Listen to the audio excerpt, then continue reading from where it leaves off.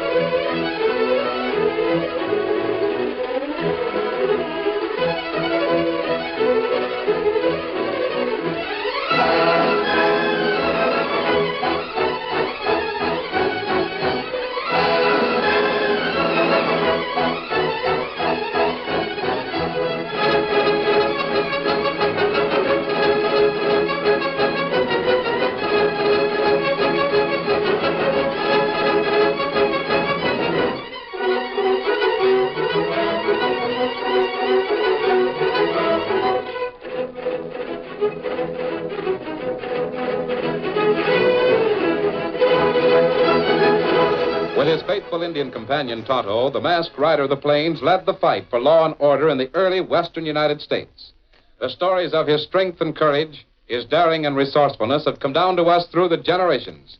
And nowhere in the pages of history can one find a greater champion of justice. Return with us now to those thrilling days of yesteryear. From out of the past come the thundering hoofbeats of the great horse Silver. The Lone Ranger rides again. On, Silver! Faster, big fellow, faster! On, Silver! Away!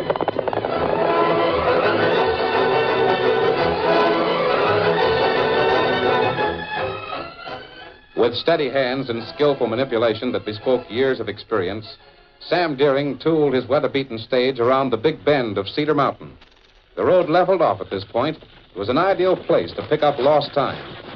Jerry Parker, the young boy who sat beside Sam in the high boot, turned to the driver expectantly. We'll be late getting into Clinton, Mr. Deering, unless we make it up along here. Hey, don't worry, Jerry. We'll pull in on time. I know, but What you really want is to see these horses line out and run, ain't that it? It's not that so much. I just like to watch the way you handle them. All right, son. I guess we can gain a little time on this level stretch. Where's my whip? Here. How come it's not in the socket where it belongs? Well, I mean, I was practicing a little bit with it while you were in the express office back there in Bancroft. Practicing, eh? Still hankering to drive a stagecoach, ain't you, Jerry? I will drive one someday, whenever you'll trust me with it. Well, it ain't that I don't trust you, Jerry. You're not old enough yet. Tooling a six-horse hitch like this is a man's job. I'm 18, and I've been driving horses ever since I was 10. I can handle this leather almost as good as you, Mr. Deering. Hey, give me that whip. There's a lot more to driving a stage than just being able to pop leather. I know, Now you watch. Suppose you want to gain some time like we're going to do now. Yeah? Well, the first thing you got to remember is to gather all your lines in your left hand like this. You see? I know. Then the only way those horses are going to know what's on your mind is to send this leather skinning over the tops of the heads. Sure. But you got to be careful and don't touch them. Just pop it, that's all. I can do that. Then at the same time, you tell them about it. Oh. Well, hang on tight and I'll show you. All right. Like this. Chi-yi-yippee! Hey, see what I mean, Jerry? Yeah. All right, boys, that's enough. No need to wear yourselves out. Golly.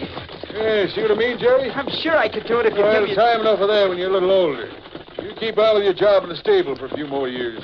Tessie says it. Oh, so it's Tessie who's behind you on to tool a stage. No, it's my idea as much as hers. Well, listen, son. Tessie's my own daughter. But she's just like all the other women in the world. They always want to tell men folks what to do. You see, Mr. Deering, I figure if I was a real leather popper instead of just a stable boy, I'd be making some money. And then maybe Tessie and I mean... I know what you mean, son, and I have no objections, but you're too anxious. Wait a few years. Gee, Mr. Deering. Yeah, what's the matter? Up there on that slope. I thought I saw an engine dodge behind a rock. Why, shucks, there ain't no engines around this part of the... No. Mr. Deering. I've been shot, Jerry. You grab these lines and a whip. It must have been that engine. Drive. Get to Clinton as quick as you can. Yes, sir. Get up there!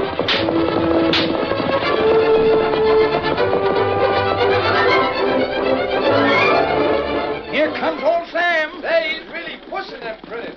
Why, that ain't Sam on the boot. It's the kid, Jerry Parker. First time I've ever seen Deering let a kid handle his rake. Oh, hold there. Oh, boys, hold up there.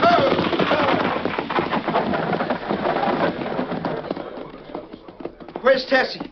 Tessie Deering. I'm so glad to see you driving, Jerry. I didn't think Dad would... Dad? What's wrong? He's hurt, Tessie. Hurt? Shot. An Injun sniped him, just this side of Cedar Mountain. Oh, Dad. Here. Somebody help me lift him down. Yeah, sure. Grab his feet. I'll take my arms. Now, easy does it. Somebody get a doctor. I just saw Doc Hawkins go down the street. I'll fetch him. Now, carry him over to the house, Tessie. Of course. Oh, hurry, Jerry, please.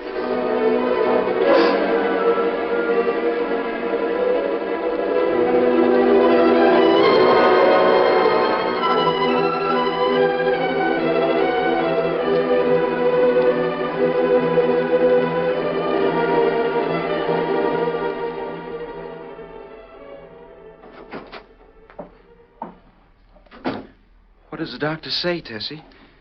It's a serious bullet wound.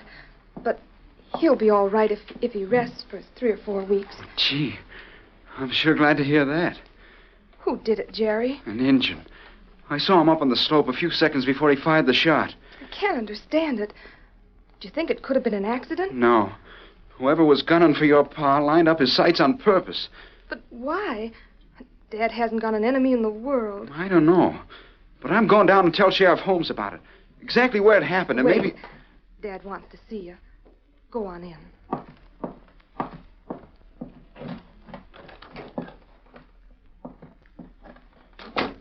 Hey, Jerry.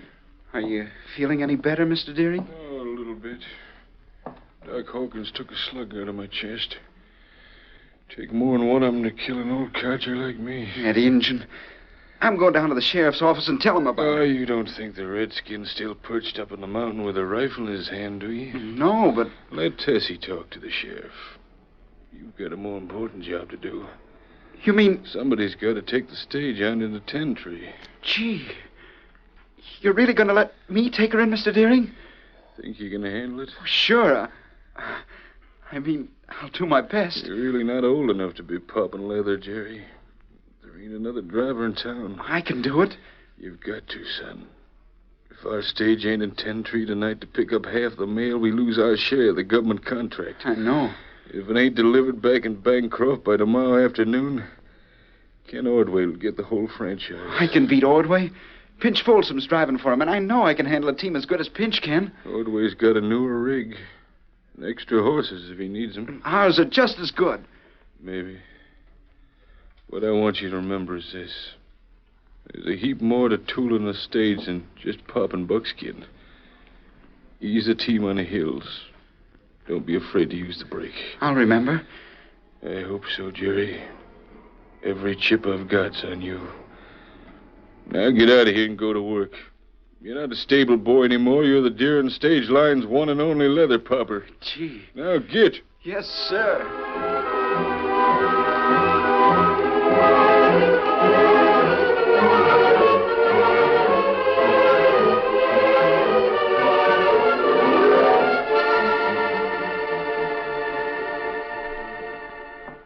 While Jerry Parker was backing a fresh team into the traces for the run to 10 Tree, Kenneth Ordway, owner of the rival stage line, paced his office nervously.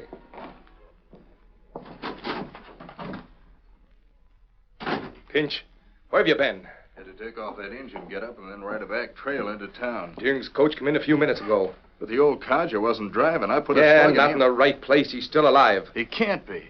I saw him keel over. Then the kid grabbed the lines. Yes, and drove on in here. You did a bad job, Pinch. But, boss, I That's tried... a good thing you're a better stage driver than you are a rifle shot. I can't understand Well, it's how... too late to change that now. I get down to the barn and get my rig on the road ahead of Deering's. You mean the old man's going to drive with that slug in him? Of course not. He's home in bed. A kid'll drive. Why, he ain't have a tool to stage in his life. So much the better for us. Well, I could beat him to 10 Tree and back to Bancroft with both hands tied behind my back. Yeah, that must have been the way you triggered that rifle today.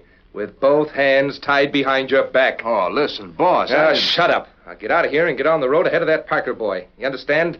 Sure. I don't care how you do it. But I don't want the Deering stage to get to 10-3 or to get back. Don't worry. I'll take care of it this time. For sure? For sure.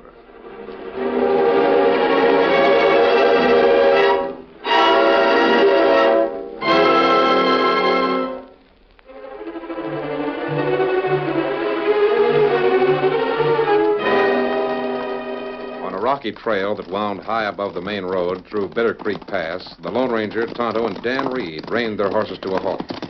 Golly, I don't see why they call this Bitter Creek. Haven't seen a drop of water since we rode into the canyon. This is the dry season, Dan. Most of the streams have dried up. Some of them have disappeared entirely. It seems funny to be riding along Bitter Creek Pass and not see any water. Maybe on Flora Canyon creek flow enough for horses to get drink. It's a good idea, Tonto. Come on, Silver. Get him up, Scout. All right, Victor.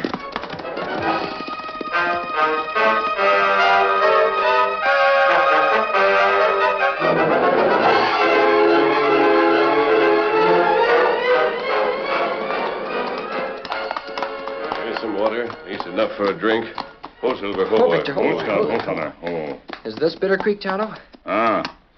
There's hardly enough of it to see. Plenty for the horses, isn't there, Silver? Go on, boy. Don't let Victor drink too fast, Dan. I'm sure disappointed. I thought Bitter Creek would be something to see. It's nothing but a little trickle of water. See how it flows down the side of that cliff, Dan? Sure, but it's not even big enough to make a waterfall. That's an odd formation there at the base of the cliff. A wide stone shelf. If there's any amount of water in a creek, it'd splash on a shelf instead of just trickling over it. Well, me think when rains come, flood creek, it make plenty big splash. Yes, you're right, Tonto. You'd probably never recognize Bitter Creek at flood stage. Yeah, but what I can't figure out is why Look. all that... What's the matter, Tonto? On main road, up ahead, stagecoach stop. Yes, there is a coach standing up there. The driver must be resting his horses. No, him not do that. Me watch him. Him tie rope to tree and stretch it cross road. Yeah, that's right. He's tied a lariat to trees on opposite sides of the road. And only about 3 feet from the ground. Why would he Wait, do that? Dan. Driver, get back on stage. Look. Why would a stage driver do a thing like that? I don't know, Dan. A rider coming from this direction with the sun in his eyes couldn't see the lariat, but trip his horse. Oh, he must have done it on purpose. Hard to believe that any man would deliberately try to break a horse's legs or kill a rider. Unless... Another stagecoach come down road. You see it? Golly. He's coming so fast he'll never see that rope. That stage will pile But up. we can stop it. Come on, Silver. Get him up, Scout. Come on, Victor. Outlaws! You're not going to catch me!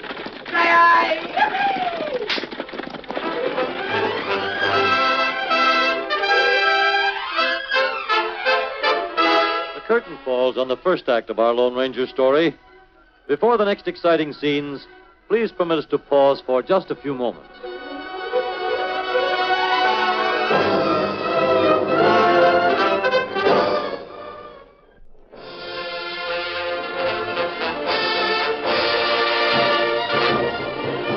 Now, to continue our story. As he rode abreast of the racing 6-horse team and the careening stagecoach, the Lone Ranger realized he'd have to act quickly to save them from certain disaster.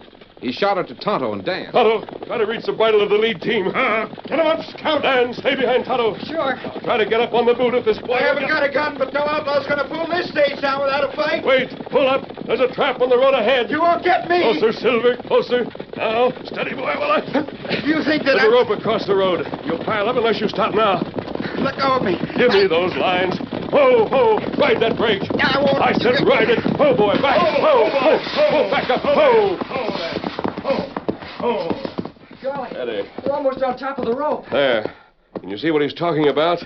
A lariat stretched taut across the road. You put it there to wreck me. You think we would have ridden this hard to warn you if we wanted to wreck the coach? No, but you're masked. And that means outlaws. No, we're not outlaws. Use your pocket knife, Dan. Cut that lariat. Sure. And who strung the rope across there if you didn't? The driver of another stagecoach. He passed here just a few minutes ago. Stagecoach? Was it a Concord like this one, or a Fisher? A Fisher. You tell by the way the wheel set out from the springs. Fisher? Then it was Ordway's coach. And Pinch Folsom must have been driving it. Who's Ordway and Pinch Folsom? Owner and driver of the other stage line between Tentree, Clinton, and Bancroft. Is there any reason why they should try to kill you and your team? Nothing, Except with Mr. Deering sick and me out of the way, Ordway would get all the government mail contract instead of half of it. I see. How many other drivers work for Mr. Deering? None. I'm the only leather popper he's got. Evidently, Mr. Ordway is anxious for him to lose you. I guess so. If you're carrying government mail, you ought to have a guard ride with you on the coach. We can't afford it. I used to ride with Mr. Deering, besides take care of the horses in the stable. Now, what's your name, son? Jerry. Jerry Parker. Well, Jerry, you've just hired a guard. Hired a... What do you mean? Otto. He'll ride with you into Ten Tree and back to Clinton. Gee, that'd be swell, but... But what? I don't own this stage, and Mr. Deering hasn't enough money to pay anybody to... Forget about the pay. We'll all be well paid if we can find some way to trap the men who tried to murder you. Climb up on the boot with Jerry, Tonto. Let me do it. What do you mean, trap them? How can we do that? I don't know yet. We'll have to see what happens. Gosh, I don't... You're carrying mail on the return trip, aren't you? I pick it up at the post office in Ten Tree. Good. All right, Jerry. You said you were a leather popper. Let me see you do it. Just watch me. All right, boys. Straighten out there. Get up. You sure can handle that team. Yes, you're right, Dan. He's a natural-born stage driver. Well, what are we going to do now? Take a shortcut into Ten Tree. What if we do a scout? He'll follow us. Come on, Silver. Get up, Victor.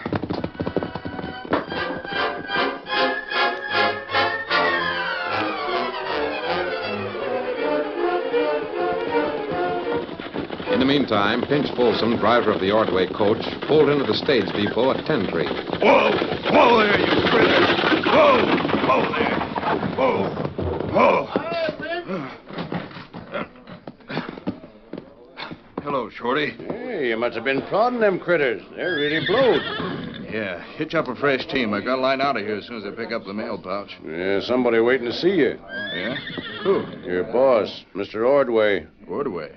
How'd he get up here? Rode a saddle horse. Leastwise, that's the way he came into town. Well, I left him in Clinton. He must have taken a shortcut trail over the ridge. Yeah, better go on in and talk to him.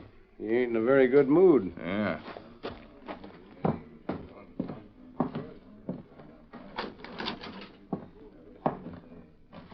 Boss, I was sure surprised when Shorty told me that you what was... happened? How'd you make out?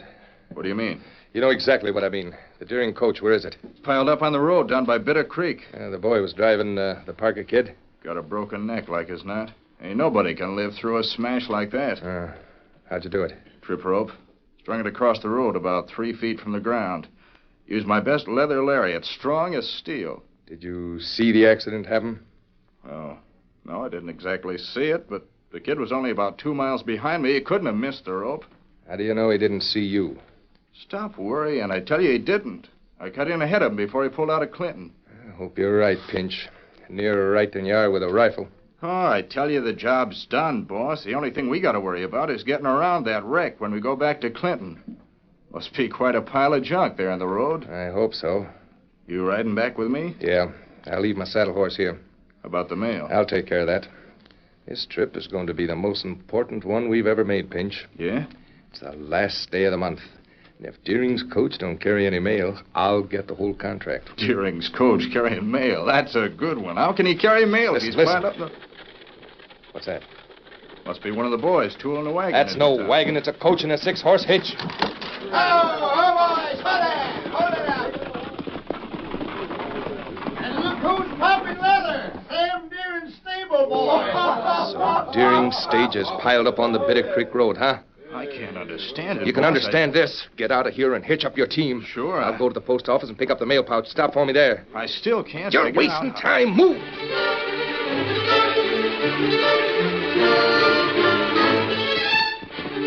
Ho, boy, ho, Victor, ho. What did you find out, Dan? Gee, there sure is a lot of commotion in town. Everybody's excited about the race. Yes, I know. Did you follow Ordway? Yeah, I was right behind him when he went to the post office. There's only one bag of mail, so he's going to carry it, not Jerry. I thought the government contract was evenly divided. Yeah, it is. But when there's only one bag, the first coach going out takes it. I see. Ordway and Pinch Folsom were leaving right away. They have a fresh team of horses. Well, that's too bad. Yeah, but Jerry's going to try to beat him to Clinton, so he'll be the first one to pick up the mail there. He won't stand much of a chance unless... Unless what? I'm going to write a letter, Dan. I want you to mail it here at the post office in Ten Tree after Ordway's coach has left town. You understand? Sure. But then what are we going to do? Follow Jerry and Tonto. We may be able to help. Now, wait just a minute and I'll write that letter.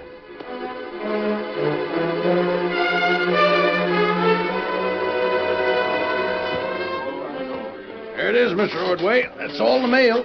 Thanks. I want all you folks here in 10 Tree to notice that the Ordway stage lines are keeping regular schedules. Fine. And we'll continue to do it because we're carrying the United States mail. You ready, Pinch? All set, Mr. Ordway. Let her roll. Get up.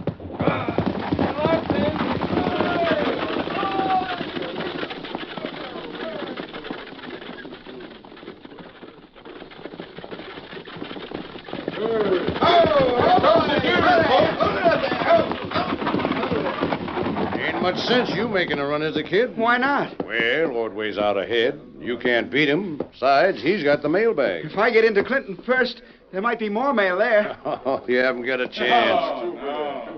Who's your new redskin guard? His name is Tonto. Guarding an empty stagecoach, huh? Well, guess I'll pull out. I've got... Here's a letter you can carry. Hey, wait a minute. You've got some mail after all. Kid just handed me this letter. It's addressed to somebody in Clinton. Here, it's registered. You got a sign for it. Gee, this is swell. I am carrying mail after all. Yeah, one letter. All right, now you're all set. Let me see you pop some leather. Just watch me. Storm blowing up. You'll never get to Clinton. Yes, we will. All right, boys. Heads up. Hang on, Tonto. Get up.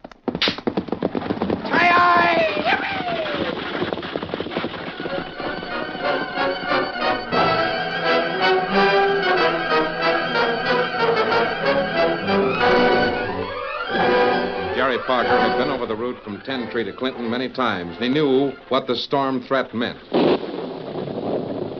Stinging rain beat the faces of both him and the stoical Indian who sat beside him. The road became slippery, and he was forced to keep the reins taut to hold his 6-horse team in check. In the heavy downpour, there was no sign of the Ordway coach on the road ahead. Finally, he swung down Bitter Creek Pass and reached the floor of the canyon a few moments later. There, he met a new and even greater hazard. The creek was at flood stage. Ho, ho, boys. Ho there. Bitter Creek's flooded. Look at it. Getting deeper every minute. Oh, it's plenty bad. Not a chance in a million of fording it now. Must have happened within the last few minutes. Ordway's not here. Guess he got across. Gee, he's beat me after all. You wait. What do you mean? Listen, somebody come. Well, Jerry, you seem to have reached the end of the road. It's the end unless a 6-horse team and a stagecoach can swim. There's not much chance of that. Ordway was here ahead of me, so he got across. You can do the same thing if you can handle that team well enough. You mean try to ford the creek? There's another way to get across. Oh, no bridge for 10 miles. Look, see where the creek comes over that cliff into the bed of the canyon? Yeah? Golly, it's a regular waterfall now. How does that help? Back of that waterfall, Jerry, there's a stone shelf wide enough for you to drive this stage across to the other side. Are you sure? I'm sure of that. Are you sure you can hold the team in line? I'll try. If you'll go ahead, lead the way. All right. Come on, Dan. All right.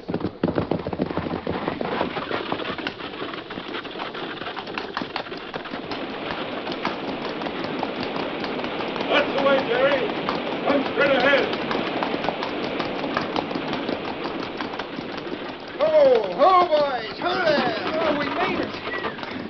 There was a couple of times when I didn't think we would. You did a fine job, Jerry. I've seen a lot of stage drivers. Gee, thanks. You still have to get to Clinton. Golly, I almost forgot. The rain's slackening up now. You won't have any trouble. Dan and I brought Scout along, Tonto. You want to ride with us? Here, Scout. Aren't the three of you coming into Clinton with me? We'll be right behind you. Ready, Tonto? Be ready. Now, don't forget, Jerry. You have a registered letter to deliver when you get to Clinton. How'd you know about it? Come on, Silver. Get up. Come on, Victor. Heads up, boys. Get up. Say-aye.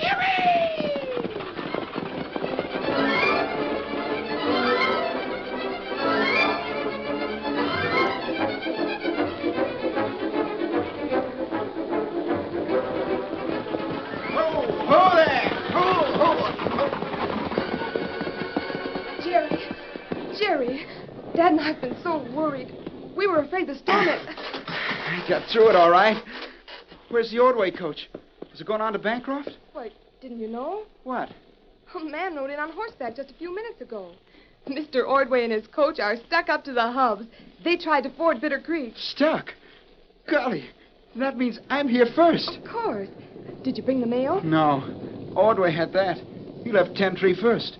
Oh, if you aren't carrying the mail, the government contract says that Dad's coach must be carrying United States mail. Wait a minute. I almost forgot. I've got a registered letter right here in my pocket. Oh, that's wonderful. As soon as that's delivered, we'll... Why, Jerry, look. What do you mean? It's addressed to you. Gee, I never noticed that before. I put it into my pocket so Who's quick. it from? I don't know. Just a minute. Well, I'll be... Golly. What is it? Listen to this. Dear Jerry, there are plenty of ways to beat men who try to cheat you. The fact that you carried this letter from 10-3 will keep Mr. Deering's contract with the government. I'm glad I've known you, Jerry. I think you're one of the best leather poppers who ever drove a team. Gee, Tessie, if he thinks I'm a real leather popper, then I am one. Who are you talking about? The man who wrote this letter. The Lone Ranger.